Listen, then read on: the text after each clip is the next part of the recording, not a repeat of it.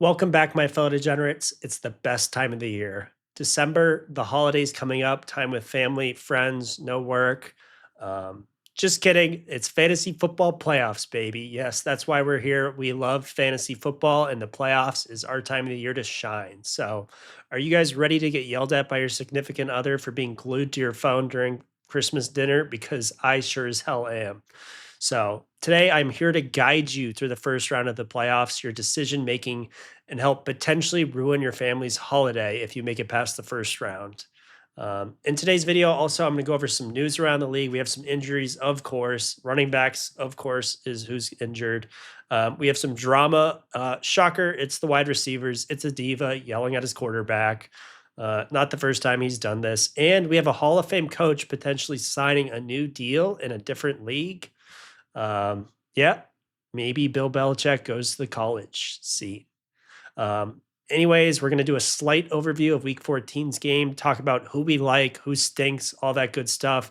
Then we'll move on to week 15's matchups. There are no bye weeks this week. There's no bye weeks left in the NFL, so your team should be at full strength for the rest of the season.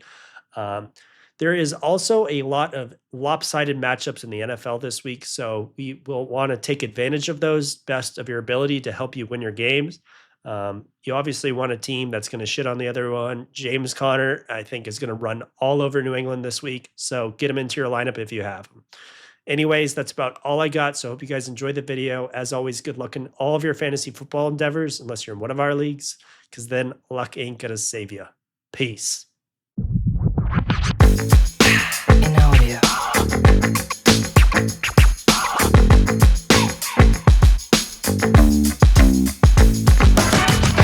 Yellow.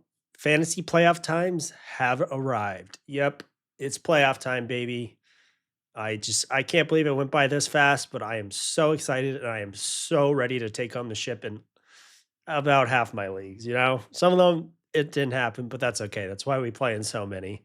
Um, so let's start off with some news going around the league. Is first big news is Isaac Guerrero currently not practicing. They play Thursday, the Niners, that is.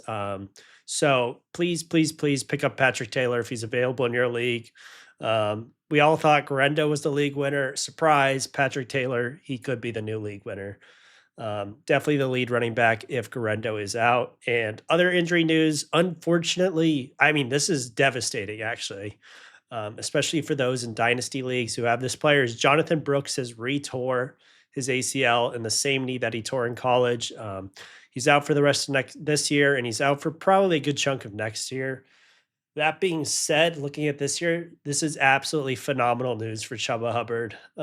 People are writing Chuba Hubbard off heading into last week, which is understandable. Brooks is starting to look a little more explosive.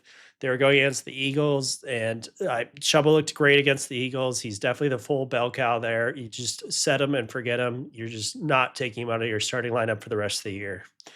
Um, some drama around the league. Let's start with Bill Belichick. Is there's rumors they're much more than baseless rumors. Is he might become the head coach of the UNC Tar Heels.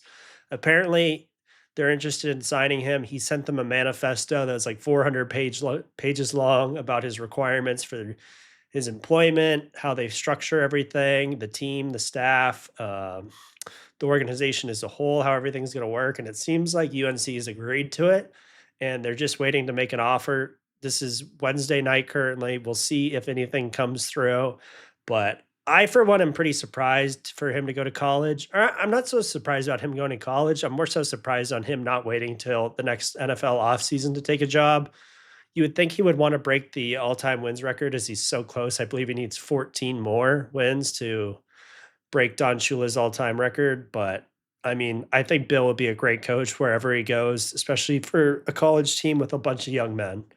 Um, and then the final drama I want to touch on is AJ Brown. Yes, it's been all over social media all week, from his teammates like Brandon Graham talking on it. AJ Brown is currently very upset with Jalen Hurts.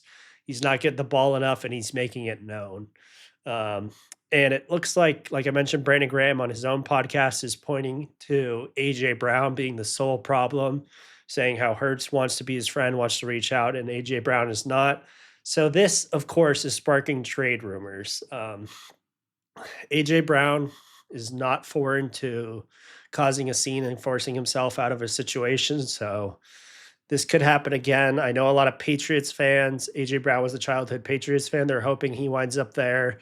But we'll see what this unfolds with. I think it really depends how the season plays out. I think for AJ Brown, his best interest is to stay here with Jalen Hurts to adopt Devonta Smith. But yeah, we'll see what that looks like.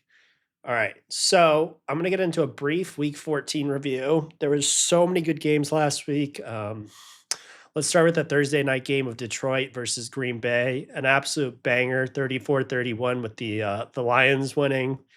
The big news fantasy-wise was Jaden Reed putting up a donut. Unfortunately, this is just so likely to happen with the Packers offense. Pretty much every receiver there is unplayable other than Josh Jacobs being the running back. It's too hard to predict, and it's always going to happen. Detroit, all the big dogs got their yards. We like to see that. Monty Gibbs.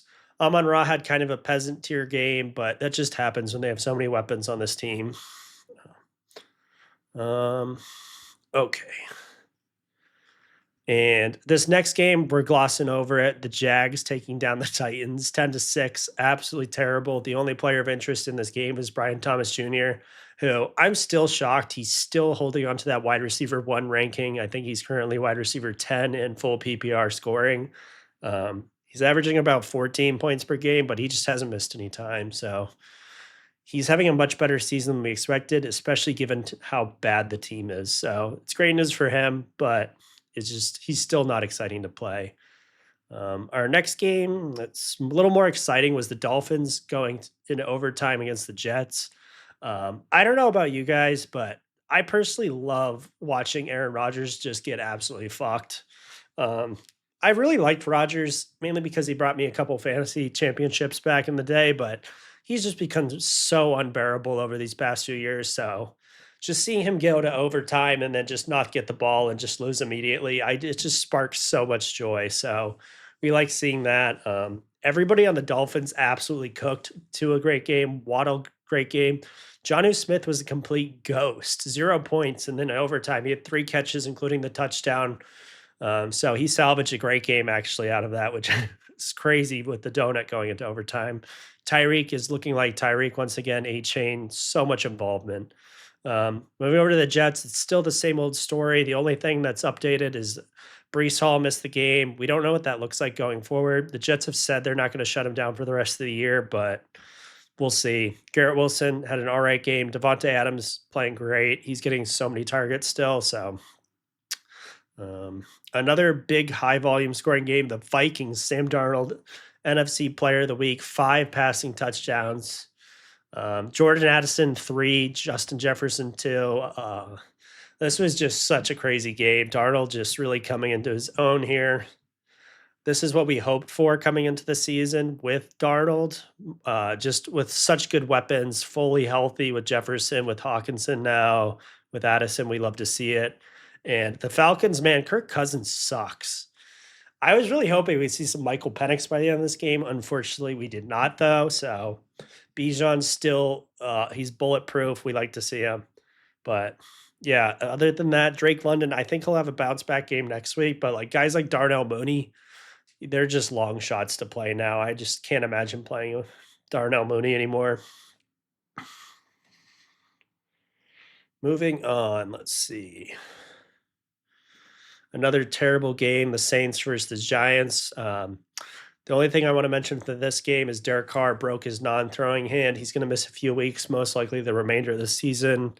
That means Jake Haener, I think, is our starting quarterback, unless it's Ben DiNucci, but he tweeted out that he was joining the Saints. I still haven't even followed up on this because I don't care. So Jake Haener is probably the starter. I think Rattlesnake's injured, unfortunately, so uneventful there. Eagles and the Panthers. This game was wild. The Panthers should have actually won this game, believe it or not. For those that didn't watch, Bryce Young had a last-minute drive, and he hit Xavier Legette wide open on the 2-yard line, falling into the end zone. Legette just dropped it, unfortunately. But 22-16 final score. In terms of fantasy wise. Saquon, I wouldn't be worried about this mid game. I think he had 14-ish points final, but he still got 20 plus touches. He's still the RB1, no question. AJ Brown, much worse game. Hence all the drama. Devonta Smith is just not a great game from the Eagles overall, but I'm not worried about anyone on this team. Panthers, like I mentioned earlier, Chuba Hubbard, we love him. And then now it looks like Thielen. I mean, Thielen's the wide receiver one here. I think he had like 5 or 6 catches on fourth down. He put up 20 points just about in full PPR. So you can play Thielen now, which is crazy once again. So I'm excited for that. I have him in a couple leagues, just the secret weapon down the stretch. Um, and in case anybody didn't see this coming, the Steelers beat the Browns in Pittsburgh once again for the 30th time in a row, whatever it is. Yeah, they haven't won there in ages. So the Browns, still the Browns. Jameis threw the ball all over the place. Judy is still the leading receiver. Cedric Tillman was still out, so there's not as much target share there. I do think Judy moving forward is still like the definite wide receiver one there, but I'm still not too excited about it. They have another hard matchup this week against the Chiefs. Um, Bucks Raiders, this game was terrible. Raiders just don't have a quarterback, so nothing too exciting there. Jalen McMillan breakout game, 2 TDs. Still don't really like playing him, so just very touchdown dependent. But it's good for the future. The Bucks with their receivers getting older. Um, let's see. Next game is the Seahawks and the Cardinals. Man, Zach Charbonnet just had an amazing game. Just so crazy. I don't understand why he keeps getting benched when Kenneth Walker comes back. I mean, every time I was streaming Sharps for a little bit at the beginning of the season when Kenny was out, and I think it was just 2 weeks, but both weeks I swear he had over 20 points. He got the workload this game. I think he put up almost 40 fantasy points in full PPR. Maybe it was 40, 39, something like that. So I think it's a great game. We'll see what Kenneth Walker's injury leads to going forward. I wonder if he comes back, what the split looks like. There's no way they can deny this man.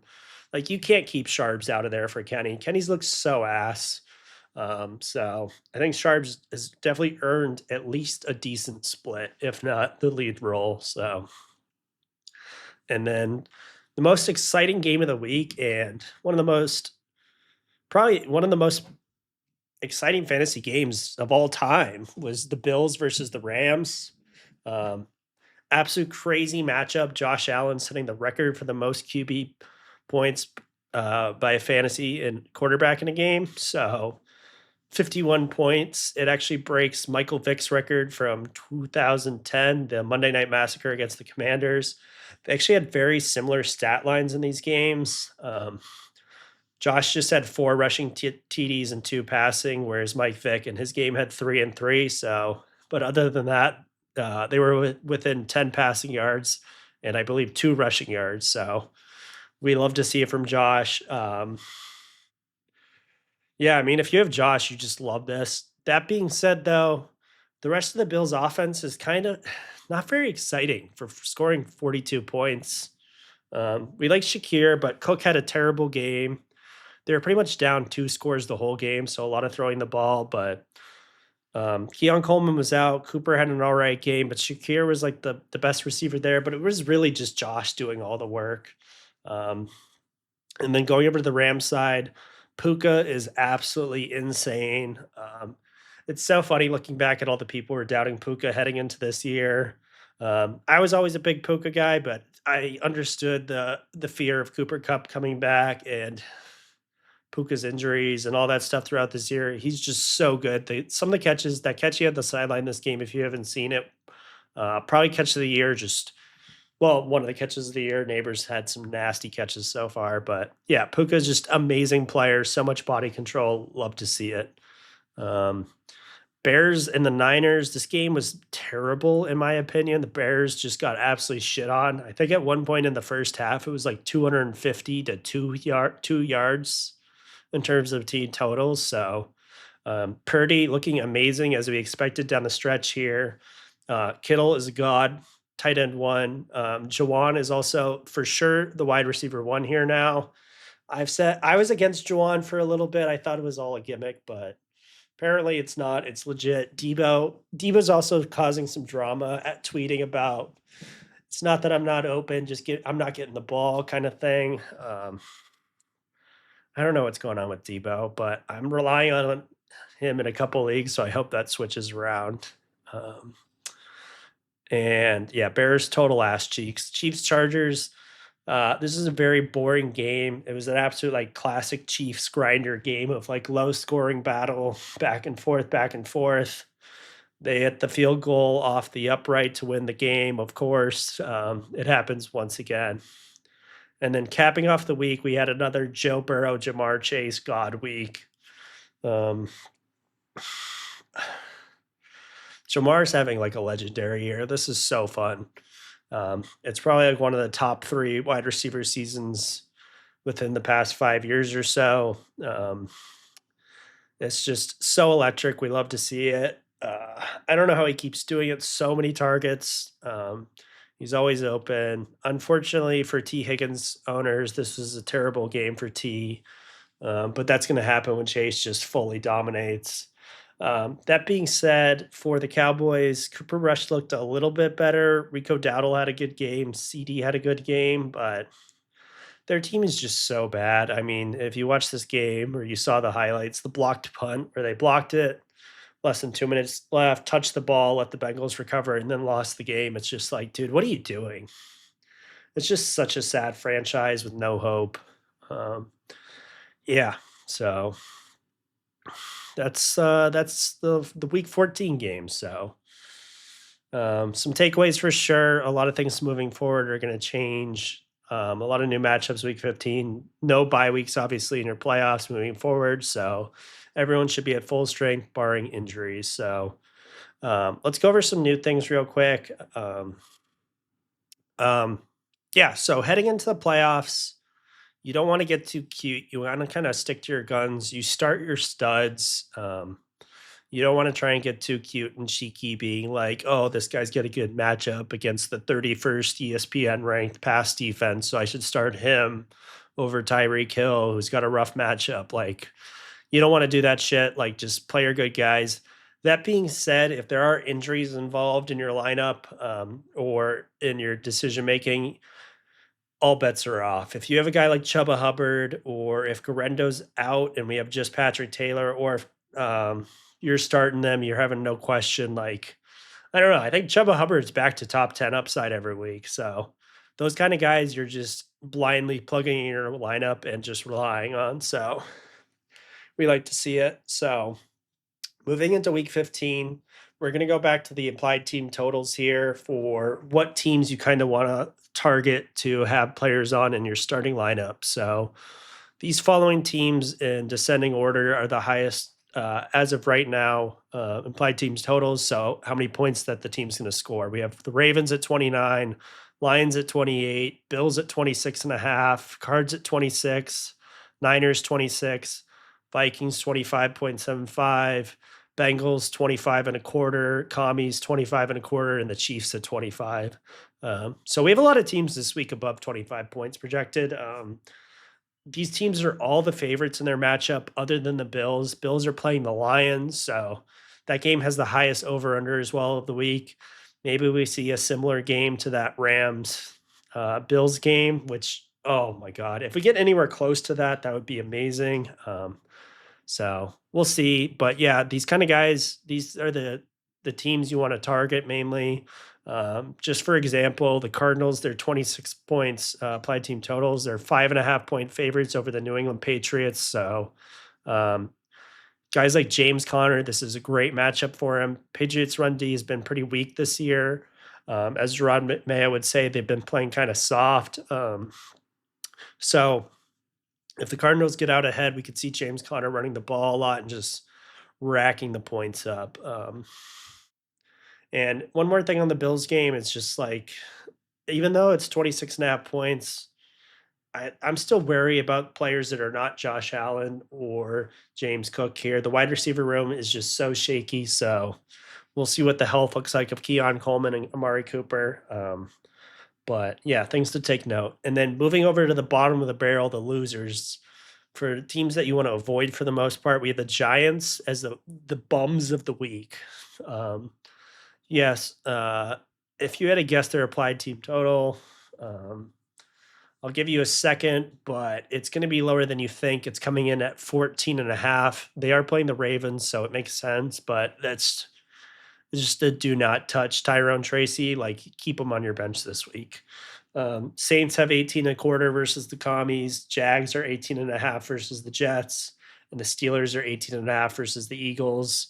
And then finally, the Bears at 18 and three quarters versus the Vikings.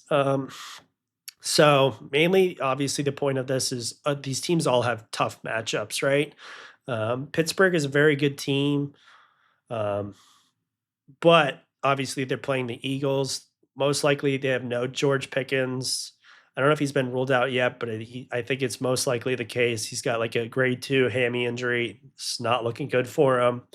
The rest of their wide receivers are not interesting at all. So could be a tough game. Maybe Najee gets a lot of work, but they could be behind. It's just they're not going to score a lot. So some of these players, though, on some of these teams, we're going to still roll with, like Malik Neighbors. He's still going to get so much volumes.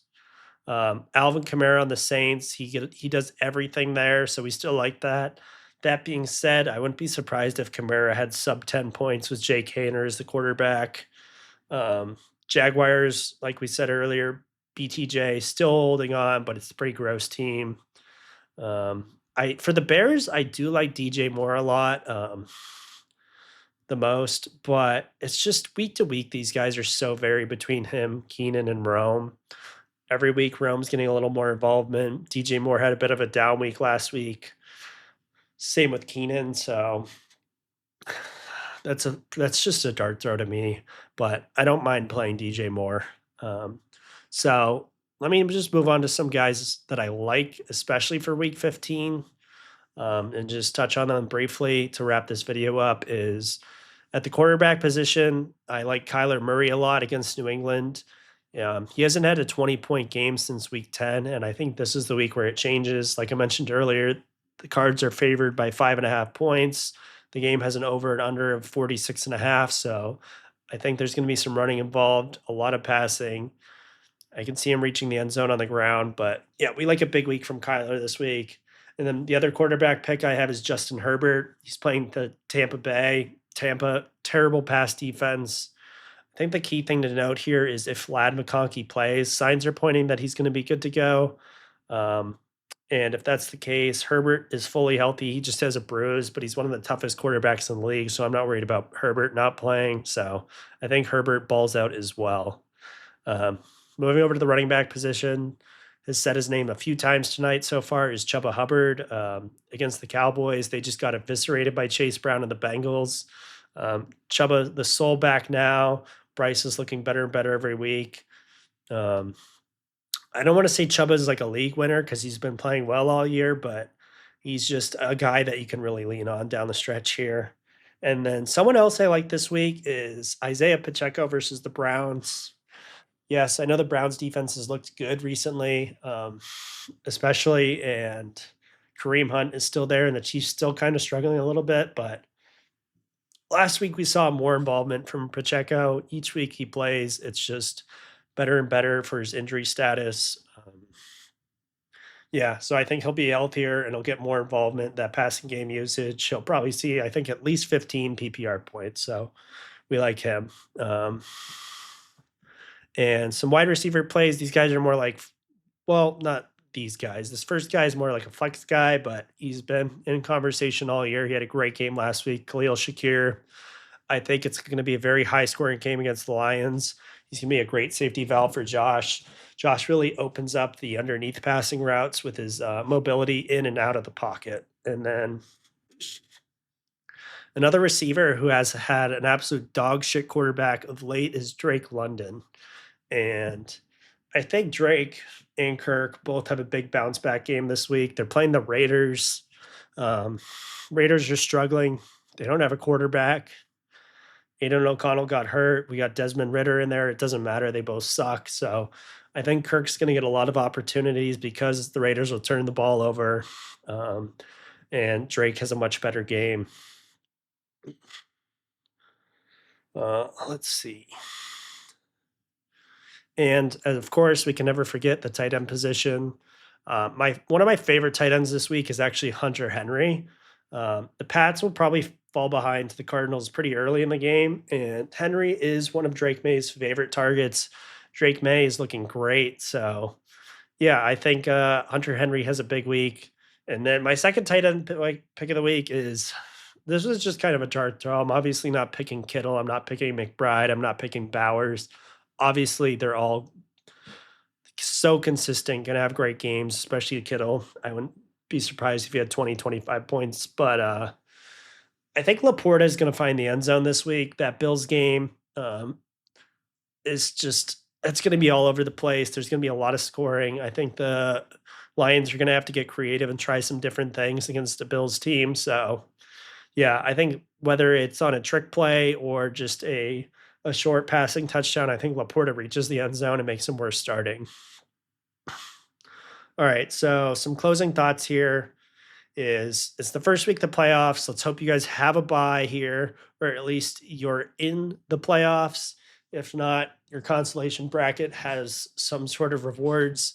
One thing I like doing in leagues that I commission is have rewards from the consolation bracket. So if you set it up like a consolation, maybe there's a cash prize for coming in first, or if it's toilet bowl, a punishment. That way, teams don't want to come in last. That way, they actually try because it's just fun to keep playing fantasy football. It's kind of disappointing to be in the consolation bracket and see your opponent didn't set a lineup. So, um, yeah, try and keep things interesting in your league. If they're not the case, maybe go to your commissioner and ask if they can change these things or put it to a vote. So, but anyways, that's about all I got. So good luck in all of your matchups this weekend, and we'll see you guys next week.